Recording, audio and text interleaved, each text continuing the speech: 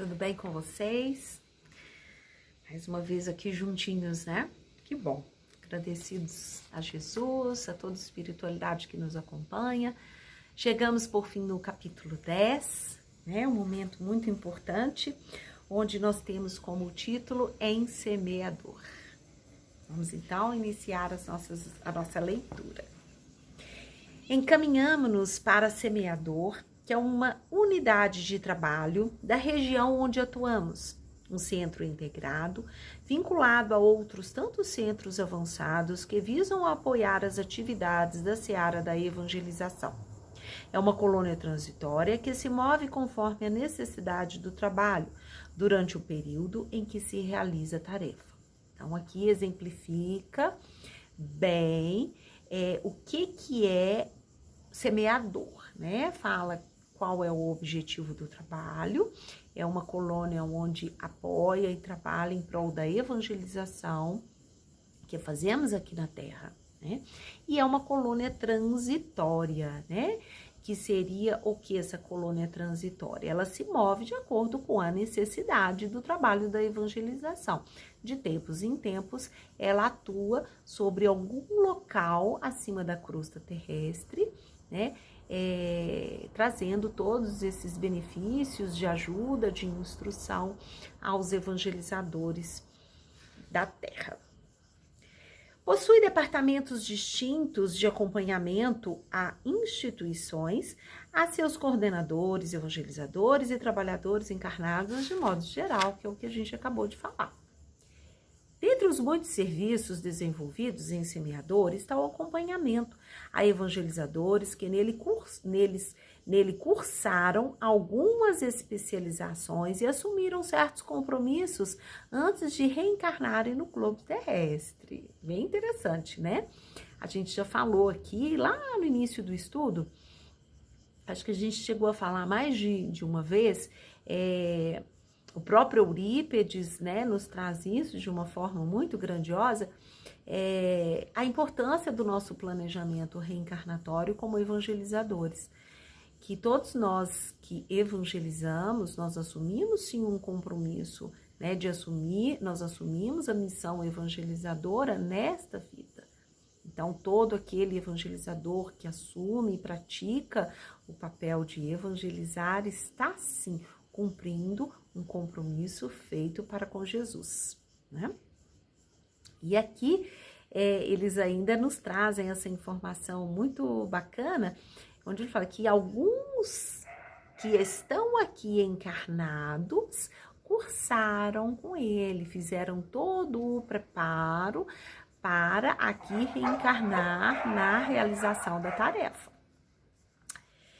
Na ocasião, o semeador estava localizado próximo, ou seja, acima da cidade de Belo Horizonte, a capital mineira, atendendo também a região metropolitana e outras cidades vizinhas. Atravessamos as camadas pertinentes à crosta e avançamos acima sem dificuldades. O portal de Semeador, com suas linhas e colunas, faz clara referência à arquitetura grega. Possui escadaria em material que se assemelha ao mármore que nos leva a um portal que se abre a um enorme caramanchão, totalmente adornado por espécies de trepadeiras e flores violáceas, muito singelas. Nós confirmamos aqui através dos desenhos mediúnicos que constam aqui no livro, né? Neste ambiente, encontramos algumas mesas onde se reúnem estudiosos ao sopro carinhoso da natureza.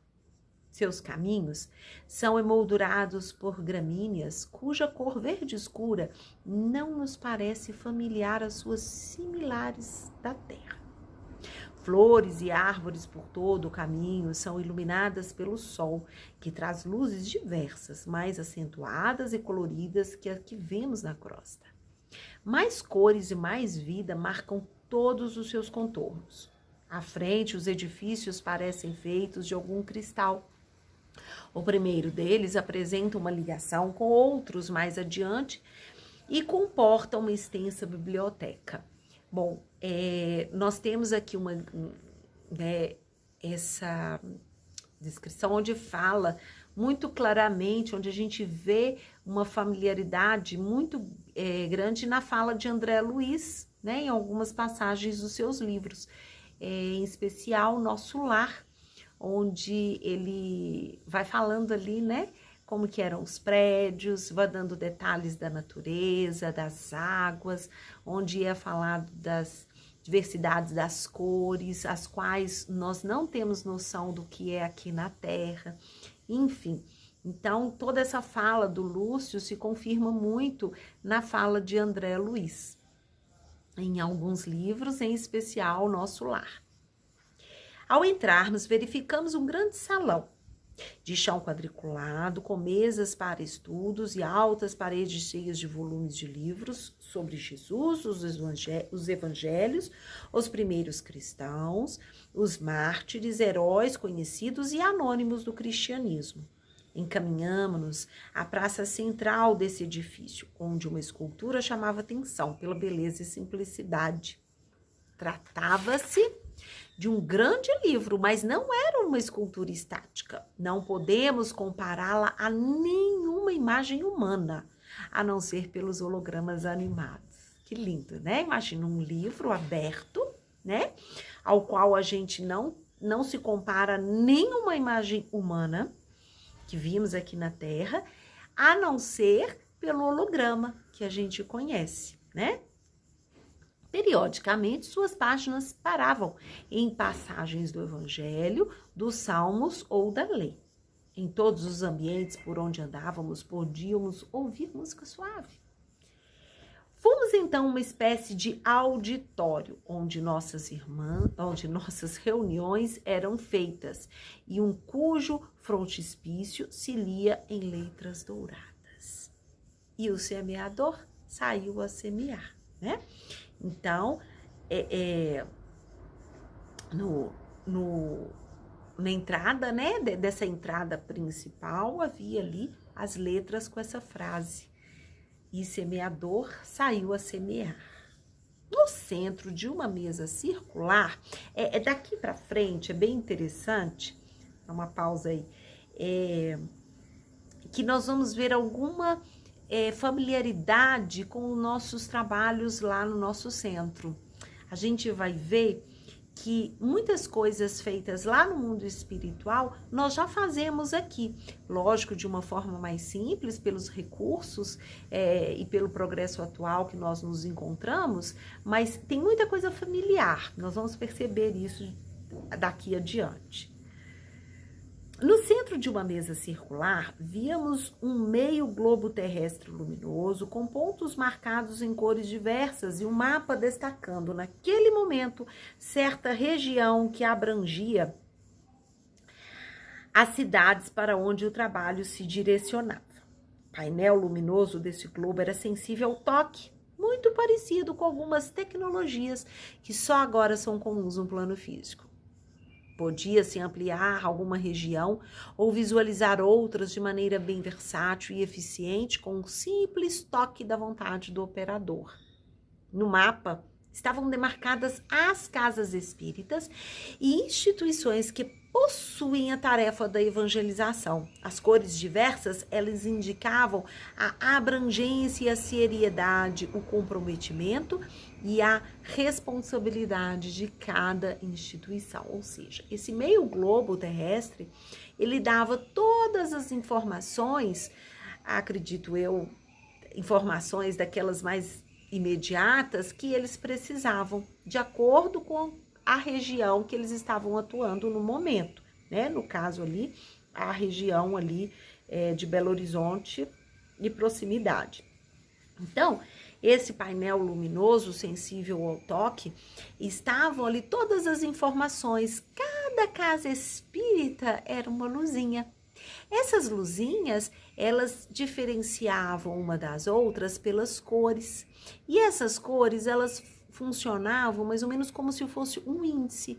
Cada determinada cor representava ali um comprometimento ou uma responsabilidade, em especial, de cada instituição, para eles saberem a abrangência, a seriedade, onde havia evangelizador, onde havia evangelização de forma séria ou não.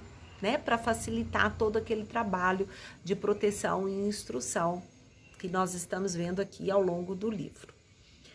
A mesa ela possuía um lugar para todos os responsáveis por esse trabalho, que se reuniam semanalmente para atualizar dados e gráficos, recursos e estratégias. O que a gente tem de comum com esse parágrafo? Uma mesa, todos os responsáveis pelo trabalho ali sentados, se reuniam semanalmente para atualizar os dados, os gráficos, né? E lançar estratégicas. O que a gente tem de comum? Lá na nossa casa espírita, nós temos o quê? A reunião de progresso. A reunião de progresso é uma reunião, não é feita semanalmente, mas ela é feita uma vez por mês, onde nós fazemos a mesma coisa, né? Nós falamos de estratégias, de planos futuros, né? Fazemos planejamento, fazemos a retrospectiva daquilo que foi bom, daquilo que a gente ainda precisa melhorar, falamos das práticas, das nossas dificuldades, né? Atualizamos os dados, enfim, nós não temos o globo, né? Falando ali em especial de cada serzinho ali que a gente trabalha dentro da casa espírita, né? Trazendo informações aí tão precisas, tão delicadas. Mas é algo bem comum ao que eles fazem lá, né? Em outro contíguo, podíamos visualizar um auditório onde são ministradas palestras e estudos evangélicos por setores específicos. Ali, uma vez por mês, são recebidos convidados de planos superiores que instruem os trabalhadores quanto aos objetivos de sua atividade, né? Bom, nós também fazemos isso na nossa casa espírita, né? Nós temos ali reuniões onde sempre um trabalhador vai trazer uma instrução a mais, né? Que para a gente se preparar cada vez mais para sermos melhores evangelizadores, né? Eles têm uma constância ali de fazer uma vez por mês. Nós ainda não temos, né, essa constância, vai de acordo com a disponibilidade, com o tempo de cada um, enfim. E lá é todo mês. Aí a Aninha, muito curiosa, perguntou: reuniões todo mês, senhor Lúcio? Perguntou Aninha quando visualizou o salão. Sim, tão frequentes assim? Digo isso porque os cursos na crosta eram tão escassos e espaçados, né? Na verdade, não é o ideal, mas isto está mudando. A convivência com outras realidades é benéfica e necessária para o desenvolvimento da tarefa. Evita que nossos amigos encarnados chamam de mentes bitoladas. Eu sorri para a Aninha, que demonstrou compreender. Bom, quando ele fala que a convivência com outras realidades, né, traz esse benefício para a tarefa, eu enxerguei da seguinte forma, que a gente ver o exemplo, enxergar aquilo que é bom no exemplo do outro, é uma forma, né, da gente ver outras realidades, né? É o bom convívio com outras casas espíritas, é a gente conversar com outras pessoas que realizam trabalhos similares ao nosso, para a gente poder aprender, trocar ideia, é a gente utilizar de recursos como a tecnologia, né, cada vez mais presente em nossas vidas de uma forma bacana. Então, isso evita o que? As mentes bitoladas, né? Nós estamos nos progredindo e o meio em que vivemos, o próprio meio material, ele nos traz subsídios para isso, né? Para que a gente evolua assim. Então, nós temos que fazer bom uso de toda essa inteligência e capacidade que Deus nos deu. Voltemos às salas de reunião, à sala de reuniões. No horário previamente combinado, iniciamos nossa atividade de maneira harmoniosa. Tratamos primeiramente de assuntos cujas características de urgência exigiam agilidade e responsabilidade na busca de soluções. Casos em que a estrutura familiar ou mesmo a estrutura material estava em perigo, tornando-se um empecilho à tarefa. Após diligenciar as emergências, começamos a estruturar a pauta relativa ao andamento ordinário do trabalho. À mesa estávamos os responsáveis e conselheiros previamente agendados. Aninha, por sua vez, encontrava-se nos assentos destinados aos estagiários e visitas controladas. Abordamos assuntos referentes ao acompanhamento dos evangelizadores e, nesse momento, o imenso globo sinalizava em sua superfície pontos coloridos que os indicavam. Outros pontos também eram vistos em grande número e indicavam os evangelizadores que estavam inativos, infelizmente, né? Ao tratarmos de assuntos pertinentes às crianças, jovens e adolescentes encarnados ou desencarnados, o painel os mostrava em concordância com a região onde os mesmos se encontravam. De maneira sucinta e direta, demarcamos os objetivos principais do trabalho para a especialíssima análise de conselheiros espíritas e experientes. Falamos ainda sobre projetos já consolidados na esfera espiritual e que são periodicamente inspirados aos encarnados para que os realizem também na esfera material. Tá vendo como que é importante essas reuniões que nós fazemos, né, lá no nosso centro? Porque nós estamos ali naquele momento recebendo toda essa inspiração, porque essa inspiração que nós recebemos, elas são previamente estudadas, discutidas, né, nessas colônias espirituais, a exemplo da Semeador, para facilitar, para auxiliar os nossos trabalhos. Então, por isso que nós devemos nos preparar muito para irmos a essas reuniões que nós fazemos ao nosso centro, nos preparar espiritualmente, para nos preparar no trabalho, para que a gente possa receber, estarmos prontos para receber toda essa magnitude, né, vinda desses espíritos tão maravilhosos. Alegramo-nos imensamente com os informes sobre alguns desses projetos, sugeridos há décadas,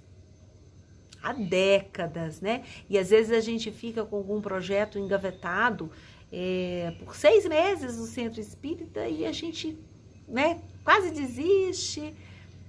Tentei durante 6 meses, desisti, né, abandonei o projeto, né? E aqui eles falam, né, alguns desses projetos sugeridos há décadas e que agora estão em curso na crosta, né? Ou seja, eles não desistem de estarem ali nos inspirando o tempo todo para que a gente não abandone as tarefas. Vimos exemplos notáveis de persistência e determinação de irmãos encarnados e o esforço no bem produzindo frutos de amor, né? Então, ou seja, sempre existe, né, dentro de um grupo aquelas pessoas que se dedicam de forma incansável a projetos, a ideias que do bem comum, né? Então, do bem comum a todos e que nós devemos sim, né, valorizar e ver que aquilo, né, que nada é por acaso, né? Tudo tem um propósito espiritual por trás muito maior do que possamos imaginar. Mas também ouvíamos os numerosos informes sobre as tarefas que haviam estacado. Oportunidades perdidas, coração enfraquecidos pela angústia desnecessária e uma dúvida calcinante. O medo e a invigilância transformando os caminhos, né? A gente vê isso muito, né? A todo instante nós somos tentados ao medo, à insegurança de realizarmos tarefas, de realizarmos trabalhos, onde nós vimos aqui em capítulos anteriores, né, que existem ali um caminho do bem a nos inspirar, a nos ajudar, mas existe também irmãos menos felizes que fazem sim o trabalho contrário, que tem toda a sua importância, tanto para nós quanto para eles. Mas que nós devemos estar atentos para que isso não aconteça e que não nos deixemos abalar. Observamos inúmeros planejamentos que foram afiançados, tomados em responsabilidade e programações meticulosas, que atualmente jazem no esquecimento dos responsáveis encarnados. Diante destes, discutimos meios de acordá-los para a responsabilidade assumida, ou seja, às vezes a gente tem assim toda a disponibilidade, todas as condições para realizar um projeto, né, dentro desse meio onde nós trabalhamos. E a incapacidade da não realização, ela é nossa, né? É o nosso livre-arbítrio, é como disse aqui, é o medo, é a insegurança, são os corações enfraquecidos na fé, a angústia que às vezes nos toma, são os problemas externos que a gente acaba transferindo para o nosso trabalho de evangelização. A gente viu lá o caso da nossa amiga Lúcia, né? O quanto que interferiu os problemas internos no desejo dela, da continuidade, né? Dela estar evangelizando. Então, e o tempo todo, né? O quanto que é grande esse trabalho. Eles trabalham junto conosco de uma forma incansável, sempre com o objetivo grande de estar proporcionando ali todas as bases necessárias para os nossos trabalhos. Então, aquela fala incansável nossa, que nós não estamos sozinhos. Lá na página 54, no capítulo Reunião de Preparo, a Aninha, ela faz um questionamento. Nesse questionamento sobre a ajuda, né, que os benfeitores davam a todo instante aos evangelizadores. E o Lúcio faz um comentário que vale a pena a gente refletir e relembrar aqui. Minha filha, enquanto estamos na carne, não temos ideia da ajuda e dos benefícios que recebemos. Se soubéssemos quanto, com certeza reclamaríamos menos, exigiríamos menos e trabalharíamos mais, né? Então, que a todo instante, eu até brinquei quando eu li isso aqui, eu até brinquei que a gente deveria pregar na porta do espelho, né? Então, que a gente lembre a todo instante que sentirmos fracos, né, diante a uma prova, a um trabalho voltado para a evangelização, vamos lembrar dessa frase, né, que a gente reclamar menos, exigir menos e trabalhar mais, porque a ajuda não nos desampara em nenhum momento, né? Assim nós ficamos com mais um estudo completo, com mais um capítulo fechado. Voltamos semana que vem, provavelmente ainda por aqui, né? E em breve todos juntos lá na nossa casa espírita, tá? Um beijão a todos, que todos fiquem com Deus, uma boa noite, uma semana linda e abençoada para todos nós. Beijinhos, tchau!